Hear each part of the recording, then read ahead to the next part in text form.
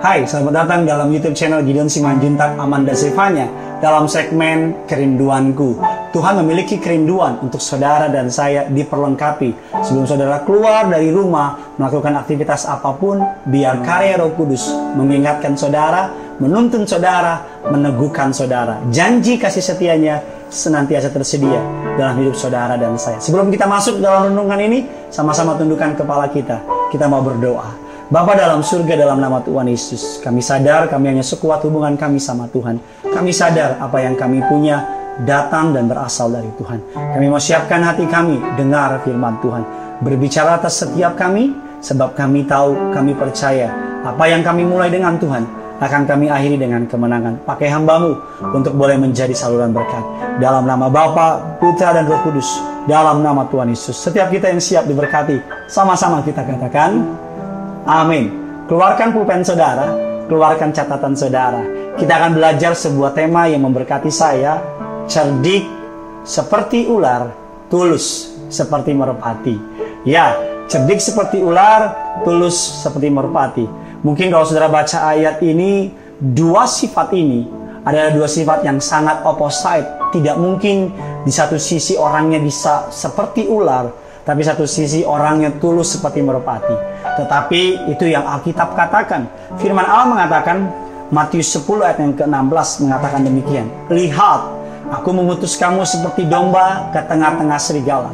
Sebab itu, hendaklah kamu cerdik seperti ular dan tulus seperti merpati. Rasa-rasanya ketika kita membaca Injil Matius 10:16 ini, kita mungkin berkata, domba diutus ke tengah-tengah kawanan serigala. Kita semua tahu makanan dari serigala adalah domba. Itu sama saja seperti mengutus seekor babi di tengah-tengah orang Batak, orang Ambon, orang Manado, yang pasti dimakan punya saudara. Karena kan babi kesukaan kita semua, makanan dari surga. Bercanda doang saudara. Tapi apa maksud saya? Bagaimana domba dapat bertahan di tengah-tengah kawanan serigala? Bagaimana domba bisa survive ketika bosnya serigala? Bagaimana domba bisa kuat keluar sebagai pemenang ketika sahabatnya serigala? Bahkan domba kita katakan adalah binatang yang paling tidak independen di dunia. Domba nggak punya cakar untuk melindungi dirinya. Domba nggak punya gigi untuk mengalahkan musuhnya. Bahkan domba nggak berlari dengan cepat. Bahkan seringkali domba adalah binatang yang kalau udah kenyang, kalau dia udah balikin badannya saudara, udah kenyang, dia nggak bisa balikin badannya lagi. Sama seperti kecoa ya saudara ya. Ini pasti ibu-ibu ketakutan gitu. Kecoa kalau udah kebalikin nggak bisa balikin. Domba juga beberapa seperti itu. Kalau dia udah gemuk, udah kenyang, ketika dia balik badan, dia nggak bisa balikin badannya lagi. Apa maksud saya? Alkitab mengatakan, saudara dan saya perlu cerdik seperti ular, tulus seperti merpati. Cerdik urusannya otak, tulus urusannya hati.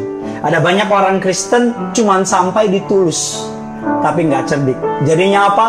Ditipu, jadinya dibohongin, jadinya dimainin. Tapi banyak orang dunia cerdiknya minta ampun, tapi nggak tulus. Jadinya apa? Jahatin orang lain, tipu orang lain, take it for granted orang lain, bahkan ngambil keuntungan buat orang lain. Tuhan mau saudara melakukan dua-duanya. Di satu sisi engkau perlu pintar, tapi di sisi lain engkau juga harus tetap tulus. Karena orang pintar tanpa ketulusan akan menjadi orang yang mengerikan. Orang tulus tanpa kepintaran akan menjadi orang yang gampang dibohongin. Makanya Alkitab mengatakan, ayo, untuk saudara dan saya di tengah dunia ini memiliki kepintaran dan ketulusan, kata kuncinya cuma satu, yaitu apa? Dekat dengan Tuhan. Domba adalah binatang yang bergantung dengan gembalanya. Domba adalah binatang yang dapat mendengar suara gembalanya. Bahkan domba sangat bergantung kehidupannya kepada gembalanya. Hari ini di tengah-tengah engkau membutuhkan hikmat, jangan tanya ke dukun-dukun, jangan tanya ke rasi-rasi bintang, bahkan jangan tanya kepada kartu-kartu tarot. Tanya kepada Tuhan. Karena Tuhan sumber hikmat. Kalau saudara membutuhkan ketulusan, tanya sama Tuhan. Dia Allah yang tulus. Yesus tahu murid-muridnya akan meninggalkan dia. Yesus tahu Petrus akan menyangkal dia. Yesus tahu Yudas akan menjual dia. Tapi ketika Yesus bersama mereka yang meninggalkan, menyangkal dan menjual, Yesus tetap tulus sama mereka. Yesus tetap mengasihi mereka sekalipun kelihatannya Yesus dikecewakan oleh mereka. Tapi melalui ketulusan Yesus, Petrus dan murid-murid mengalami pertobatan. Saya percaya kalau Yudas juga gak gantung diri, Yudas juga akan mengalami pertobatan. Tetapi Alkitab menetapkan Yudas untuk mengalami kematian. Hari ini jangan mengikuti dunia, tapi ikuti Tuhan. Saya tahu ikut Tuhan bukan berarti bebas dari masalah. Bahkan orang percaya sekalipun tak bebas dari hambatan atau beban berat. Namun ingat, hal yang sama yang dihadapi oleh dunia. Dunia menghadapinya dengan kekuatannya sendiri. Tapi saudara dan saya, orang percaya, kita punya pengharapan. Kita punya kekuatan. Kita punya jaminan bahwa yang kita sembah, Yesus Kristus Tuhan, adalah Allah yang setia. Ada upah kekal yang menanti kita. Waspada dalam hidup ini artinya cerdik. Dan tulus dalam hidup ini artinya mengandalkan Tuhan. Hikmat dari Tuhan akan menuntun saudara. Jangan pernah kehilangan pengharapan. Jangan pernah kehilangan iman saudara. Jadilah kuat, jadilah beriman, jadilah percaya. Yang punya surga sangat mengasihi saudara.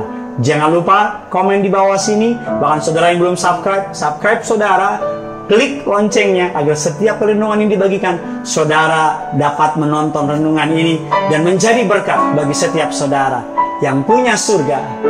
Crazy in love with you and with you. Bye-bye.